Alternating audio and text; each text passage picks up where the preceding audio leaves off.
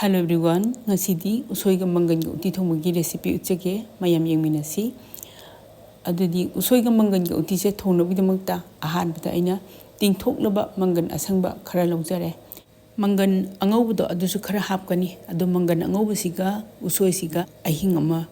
tingthoga thamamabani. Karigumbada Ushoi kharadi khabase yawe. Aduna aikoina Ushoi se thongdringaida isingda tingthogadi Ushoi khabai changdo hantharani. tingthoklaba Mangan asangba lauriba changsiga tingthoklaba Mangan angauba lauriba changsiga chap manai aduga tingthoklaba Ushoi sisu hapchale phajana ai amtang totminarni mix torni do sing mana mari manga hapchilani sing mana hapasina Utti se hena mahau lehelani ahan bagi oina soda se tablespoon sigi saruk ahum thokpagi ama hapani Utti se thongba hodringaida habdi sahandringaida soda se hana haphobasina Utti gi machu phajahali masak phajahali mahau hengathali amadi munbada kuina matam changhande thonggadawriba Utti gi changsida saudoktab gi se tablespoon ama hapani phajana muk totminarni mathangda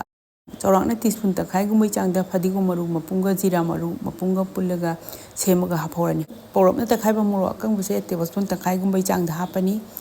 Ushoi Mangan Utti sida muro atekpagi mahau se laknaba sadaba khallaga muro atekpa mari manga tangkhai khairaga haphorani Utti thongbagi mahi oinaba ising kharacho haphorani ado hapiba isingi changse yengse Utti thongnabidamta lauriba mayan singche siga isingi changsiga panghen henaro adum hairap manarap oina adum hapjarage habdi mahi je yam hapoi ahanbagi oina adudi Utti se thongba honobidamta gas ki mari je chukhatlage aduga pressure cooker se thangatlage makhom khomjilega saurokpa ngani Utti se saurae adudi gas ki mari se medium da thamaga makhom khomjilega sum sawhalaga thamge Utti se chawrakna minute 3 kumba sawhalaba matungda maroi nakopi asoiba khara hapsil hawrani ngasi gi aigi Utti khutong se pressure cooker se makhom khomjilega manil omsilaga kamhallaga thongbado natte gas ki mari se medium da thamaga manil phajanda bida ichamchamna makhom khomjilaga Utti se mulakpa ngaidoini Utti se sawhalaba matungda makhum hangdolaga yenge mundawa yang wali hairibop khara haphorage hairibop hapa matungda su gas ki mari se medium da thamaga makhum khomjilaga Utti se adum sawhankhini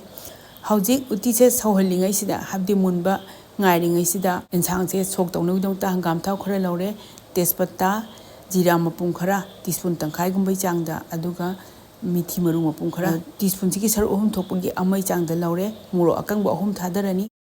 maroi nakopi khara ngauhorani napakpi khara su ngaurani hing powder se teaspoon tangkhai gumbai changda hapani hing powder di manam je khara hanthabane yaktabane aduna ina teaspoon tangkhai gumbai changda hape muro atekpa ama tangkhai khairaga ngauhorani ngasai Utti se ingingai da thongba hodringai da soda khajitang di hap soda do chanaba changda hapa natabani na habdi khara hanthana hapkhibani na teaspoon tangkhai gumbai changda soda khara su Utti thongbagi sok tawbasida ngauhorani maroi mapang singche loinaba mulae adudi maroi mapang singche khabai amai changda pressure cooker da hapchin khraba matungda